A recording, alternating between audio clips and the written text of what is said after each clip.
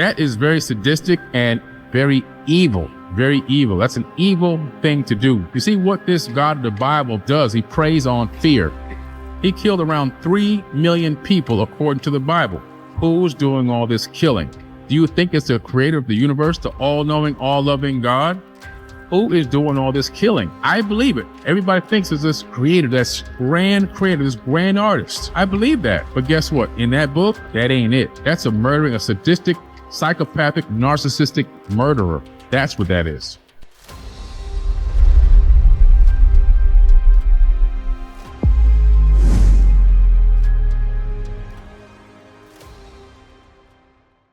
Could the God of the Bible be Satan?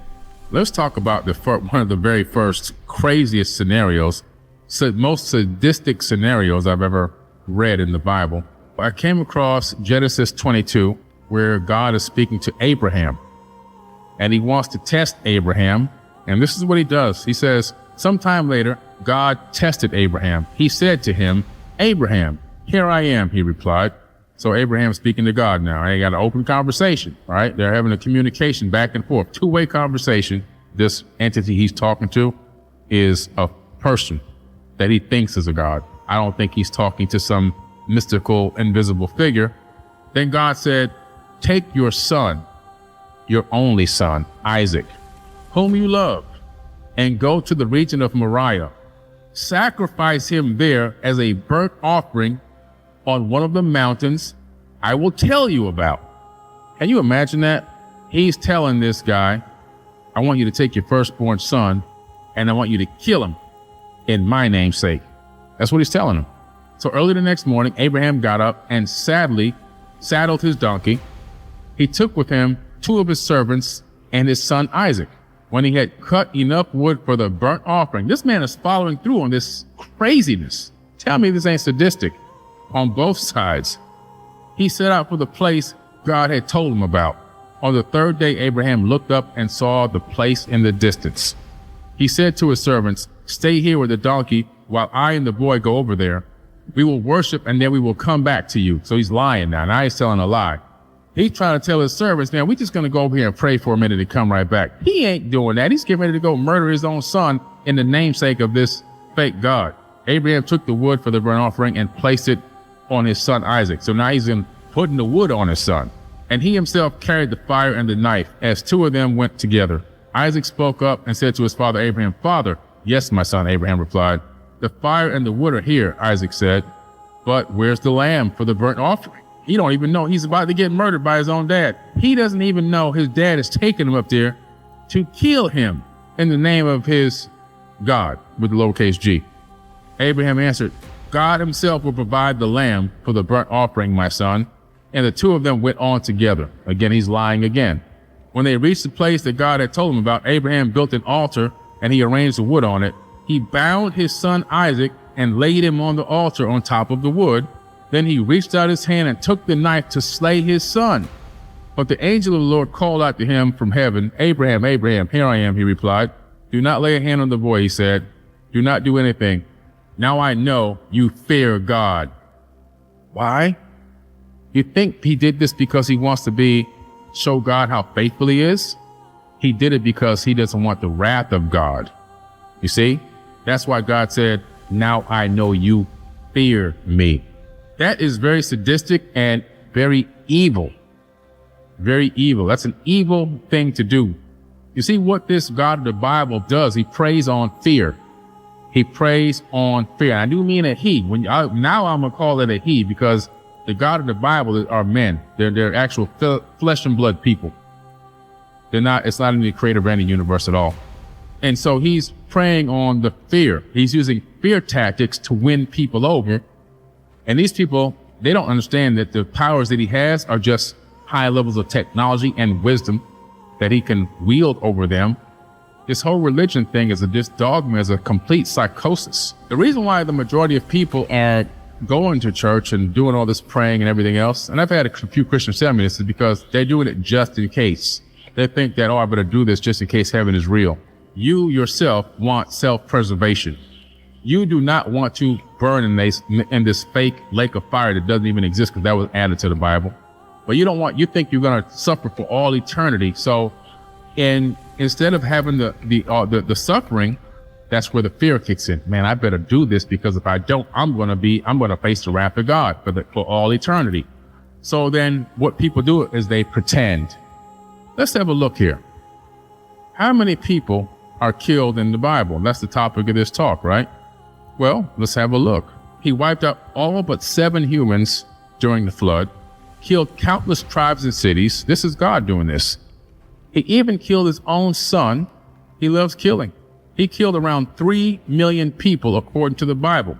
So who's doing all the killing in this Bible? Have you read the Bible? Do you know who's ordering all this bloodshed and murder and killing? And if this ordering of bloodshed and murder and killing was to create a better world, look at the state of the world today. I don't think it worked, guys. If that was the ultimate goal, was to kill all these people to make a better future, God killed around 3 million people according to the Bible. And how many people did Satan kill? There's a discretion between their interpretation of the actions between 3 and 10 people. That's what Satan supposedly killed. Between three for sure. There's 3 for sure, but 10. Now, the 10 are interesting because the 7 sons and 3 daughters of Job. But the thing about that killing, if you want to call it that, he does it because God allowed it as part of a bet. There was a wager between God and Satan about this, and Satan won the wager, and so he let him kill Job's sons and daughters. So technically the blood is on God's hands. So when you analyze that and you go, man, it just doesn't make any sense. Who's doing all this killing? Do you think it's the creator of the universe, the all-knowing, all-loving God that creates planets and universes, that transcends time and dimensions, that can create molecules and atoms and all this kind of stuff? Or are you finally wrapping your brain around the fact that it's most likely not that entity, but most likely someone or some people that masqueraded as gods back then and fooled, I mean pure tomfoolery, these people, hoodwinked these people, and got them believing in this information. This entity or these entities, these people were not God at all. They were just normal flesh and blood people with more advanced knowledge and wisdom. And because of that, they were able to rule over people in a way that the people would deify them and pray to them. And then that same tactic that they use in fear to get people to worship them and work for them as like slaves, to get them to kill and slaughter one another, is the same exact teachings that you're getting today and teaching to your kids. It hasn't changed. It's the same thing in the New. Oh, this is the Old Testament. Oh, well, let me show you something in the New Testament then. Well, Jesus, he said, I'm an advocate for slavery. Yeah, slaves. Make sure you honor and worship your master like you would honor and worship me. That's in the Bible. That's in the New Testament. And any entity or beings or any writings of anybody who wrote anything about advocating for slavery, I'm totally against that. I guarantee you I'm totally against that. And so what are we talking about here? Who is doing all this killing in the Bible? It's not Satan. The Bible was written from 100 AD to 900 AD by Phoenicians, followers of Hermes. So the Atlantean priest king. That's who wrote the Bible. And they didn't write a Bible. What they did was they started copying ancient texts from all over the world, remnants of the Library of Alexandria, copying these ancient texts onto different parchment papers and stuffing them inside of vases and jars inside of caves. Over time, between 100 AD to 900 AD, people, explorers and archaeologists coming across these vases and opening them up, finding all these ancient writings. These ancient writings were copied from, okay, let me translate this tablet onto this writing, onto this parchment paper, and I'm gonna store it away. And so over the course of that amount of time, 100 AD to 900 AD, that's after the death. Jesus and Paul and Judas and Matthew, they were dead. The Bible wasn't written in real time. That was written long after these people were gone and passed away. So where did this information come from? It came from ancient texts and ancient tablets, recopied onto different parchment papers. And the proof is in the pudding. You can go back and you can find those same exact quotes and statements and words out of the ancient text. It comes right from there. Some of it copied word for word directly onto these parchment papers.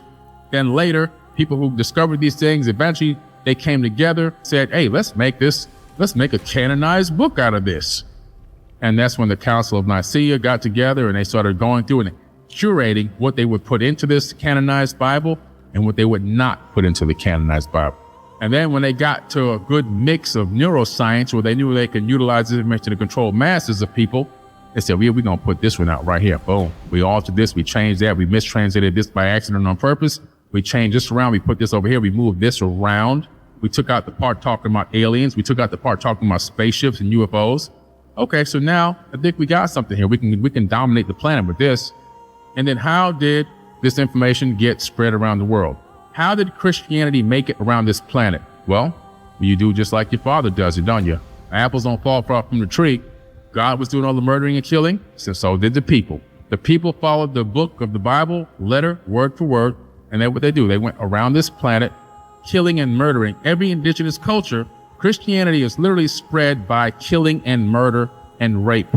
They slaughtered and killed over 80 million people under the Pope's orders. The museums for the Inquisitions still exist.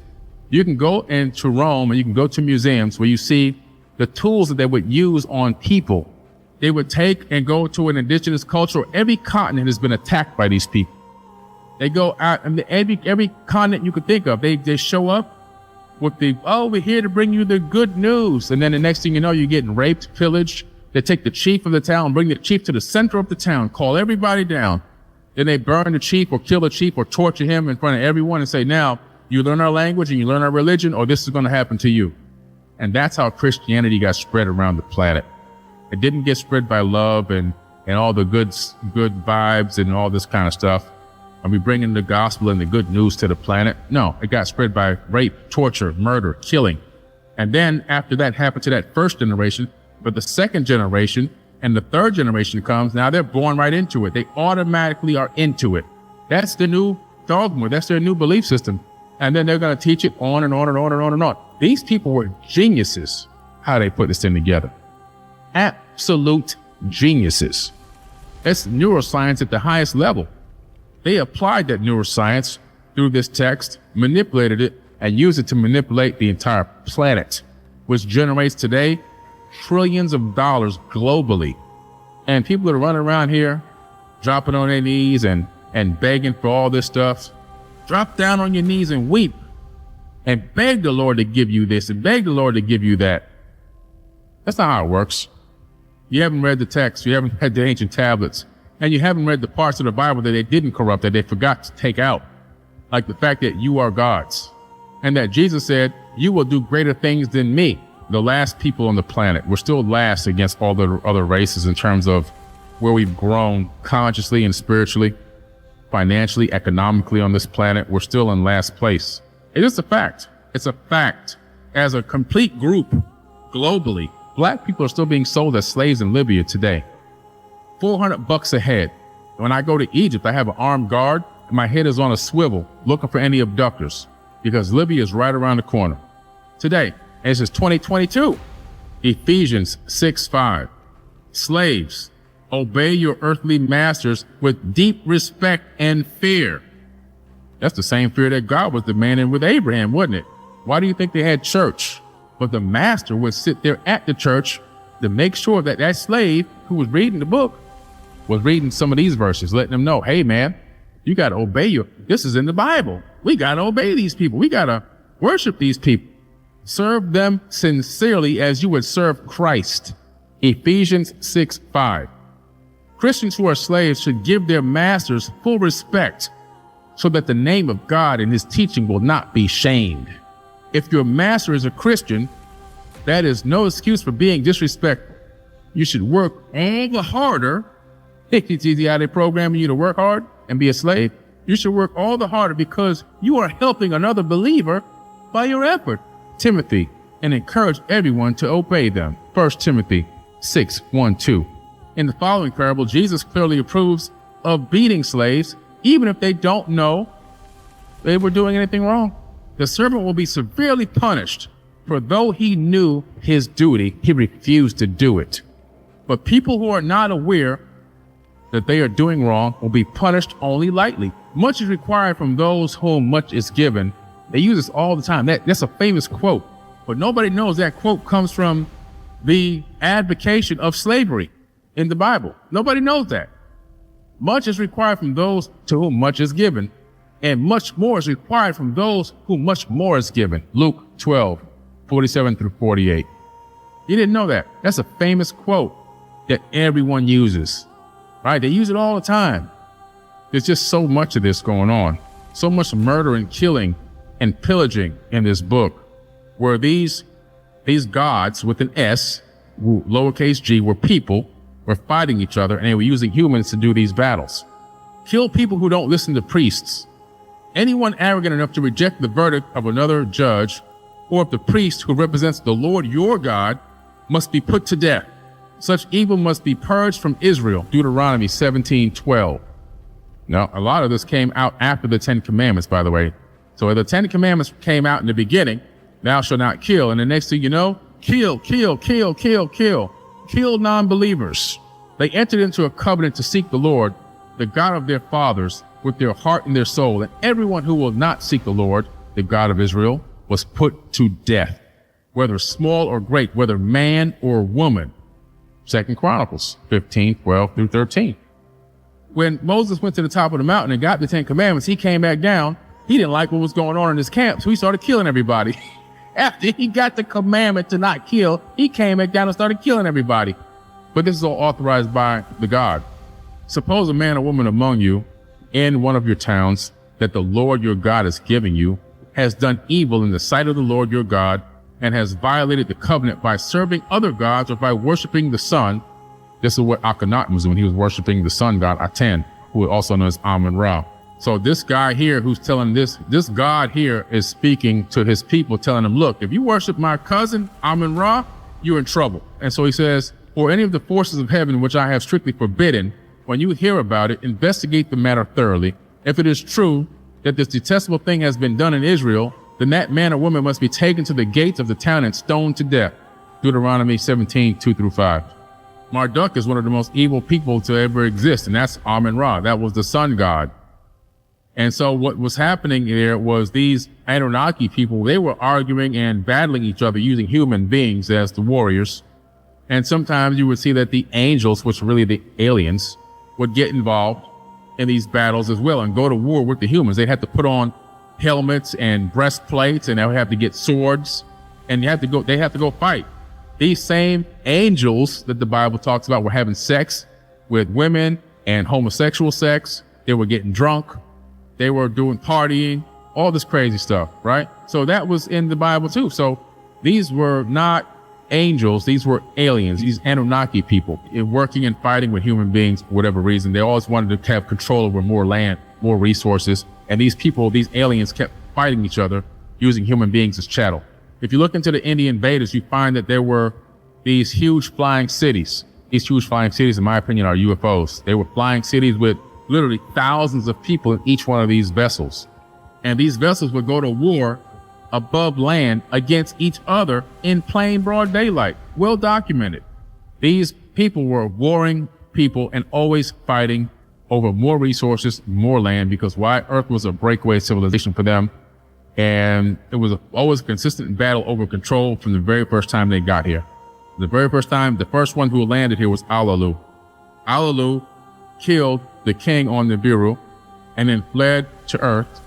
And then from Earth, he negotiated back with them a deal that he would have kingship and he would keep his life on Earth as long as he gave them the location of some of the resources and was able to transport resources back to Nibiru, which were greatly needed there.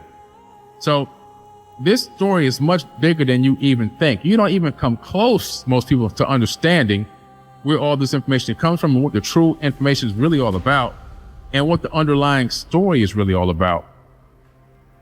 Who is doing all this killing? I believe it. Everybody thinks it's this creator, this grand creator, this grand artist. I believe that. But guess what? In that book, that ain't it.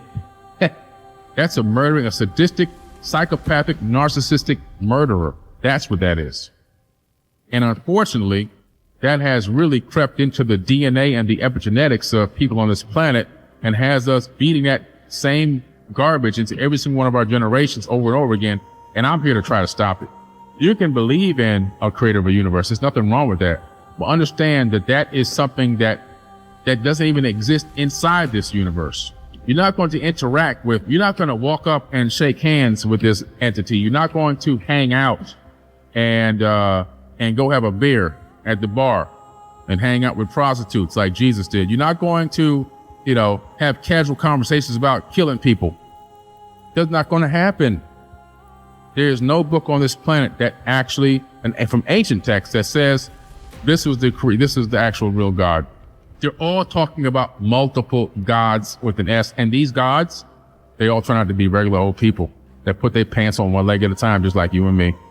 People are thinking that human beings are the only people that exist in the universe. Human beings are the new kids on the block, but we are just an offspring or a cousin of the same type of body type that exists throughout the entire universe. Earth is an abandoned seed colony. That's what we are. We're living on an abandoned seed colony, and we are really trying, scratching in the dark, trying to find our way. And a lot of the DNA and genetics that we have from our past generations, also we have the genetics and DNA from the past generations from these same people, these same beings, every single one of us. So who are the aliens?